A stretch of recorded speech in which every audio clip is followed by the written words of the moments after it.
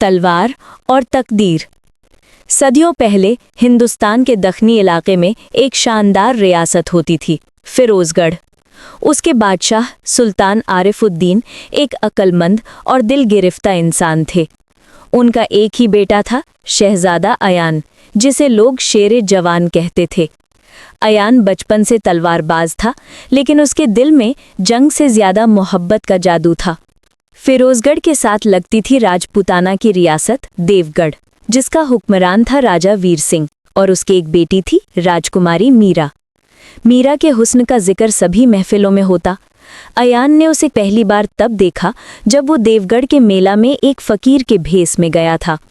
मीरा घोड़े पर थी, हाथ में तीर कमान, और चेहरे पर वो रोशनी थी जो किसी सूरज से कम न थी। अयान का दिल धड़क उठा। उसने पहली बार महसूस किया कि तलवार से भी तेज चीज है एक नज़र का तीर। उस रात वो नींद नहीं सोया। उसने अपनी तलवार उठाई और चांद की रोशनी में कहा, मैं जंग नहीं इश्क करूंगा, लेकिन अगर जंग इश्क बन गया तो मैं खुद अपनी तलवार बन जाऊंगा। मोहब्बत का पहला कदम। अगले दिन अयान ने एक मासूम भांड के रूप में देवगढ़ के महल तक रास्ता बना लिया। मीरा उस वक्त सितार बजा रही थी। अयान ने किस्सा सुनाना शुरू किया कि एक शहजादा था जो दुश्मन के इलाके में सिर्फ एक मुस्कुराहट के लिए घुस गया था। मीरा हंस पड़ी। और उस शहजादे का क्या हुआ? अयान बोला, वो अपने दिल का रास्ता भूल गया। उन दोनों के दरमियान पहली बार वो खामोशी आई जिसमें लफ्ज़ बेकार हो जाते हैं। उस दिन से अयान रोज किसी न किसी भेस में देवगढ़ आता, कभी फकीर, कभी सिपाही, कभी नाचने वाला। मीरा पहचान लेती थी मगर कुछ नहीं कहती थी। इश्क बढ़ता गया, लेकिन सियासत के साए में मोहब्बत कब आज़ाद होती है? फिरोजगढ़ और देवगढ़ के दरमियान सरहद पर जंग के बादल घिरने लगे।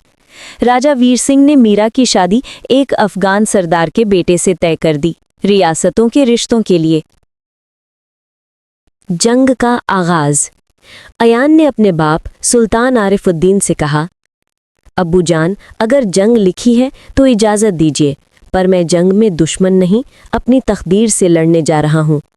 फिरोजगढ़ के तोपे गरजे और देवगढ़ के सिपाही खुद को धरती पे कुर्बान करने लगे। तलवारों के चिंगारों में हवा जल रही थी। अयान घोड़े पर काले बंदों के लिबास में मीरा के महल की तरफ बढ़ रहा था। उसका इरादा था जंग के बीच मीरा को देवगढ़ से निकाल कर ले जाए, लेकिन तकदीर ने हमेशा इंसान के खिलाफ मुस्कुराया है। उस रात मीरा के महफिल में शादी के गीत चल रहे थे जब अयान महल के पीछे घुस आया। उनकी नज़रें मिली, बेचैनी, खुशी और डर एक साथ। चलो मेरे साथ मीरा। ये मुमकिन नहीं अयान, मेरे बाप के लिए मैं सिर्फ बेटी नहीं, एक रियासत हूँ, उसने आंसू संभालते हुए कहा।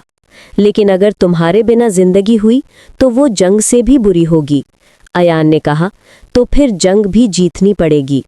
खून और खामोशी। सुबह जंग का दूसरा दिन था। फिरोजगढ़ के लश्कर ने देवगढ़ के किले तक पहुंच गई। तीर आसमान में तारे बनकर उड़ रहे थे।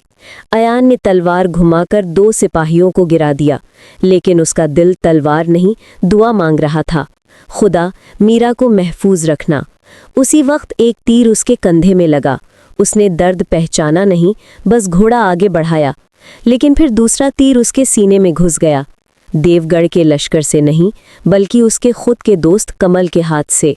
कमल ने कहा, सुल्तान ने हुक्म दिया है, मोहब्बत और बगावत दोनों गुनाह हैं। अयान मुस्कुराया, गुनाह नहीं, इंसान होने का सबूत है। और वो जमीन पर गिर गया। आखिरी मुलाकात। शाम को जंग खत्म हुई। देवगढ़ जला हुआ था, फिरोजगढ़ थक गया था। मीरा अपने महल के सहन में गई जहां एक लश्कर उसके सामने लाया गया। वो अयान था। उसके सीने से खून बह रहा था, आंखें बंद, लेकिन चेहरा सुकून में। मीरा ने उसका हाथ थामा और धरती पर बैठ गई। अयान, उठ जाओ, तुमने कहा था तलवार तुम्हारा नसीब है, पर यह तलवार तो मेरे दिल में घुस गई।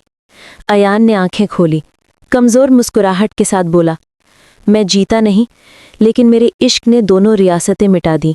अब कोई सरहद नहीं, सिर्फ हम हैं, तुम और मैं। मीरा ने आंसू गिराकर कहा, अब हम दोनों एक कहानी है जो लोगों को सिखाएगी कि इश्क और जंग दोनों में जीत सिर्फ मौत को मिलती है। अयान की आंखें बंद हो गईं। मीरा ने उसके सर को अपनी गोद में रखा और अपनी छुरी से अपना गला काट लिया। उस वक्त आसमान में बिजली चमकी और दोनों लाशें एक साथ धरती पर गिरीं। आखिरी अल्फाज। लोग कहते हैं फिरोजगढ़ और देवगढ़ के खंडरों में आज भी चांद रातों में दो साए तलवार लेकर मिलते हैं, एक शहजादा और एक राजकुमारी, जो जंग नहीं जीत सके लेकिन मोहब्बत को अमर कर गए। लेसन। मोहब्बत और ताकत एक साथ नहीं चल सकते। तलवार से दिल नहीं जीता जा सकता। अयान और मीरा की कहानी ये सबक देती है कि जहां सियासत और जज्बात टकराएं, वहां इंसानियत हमेशा कुर्बान होती है।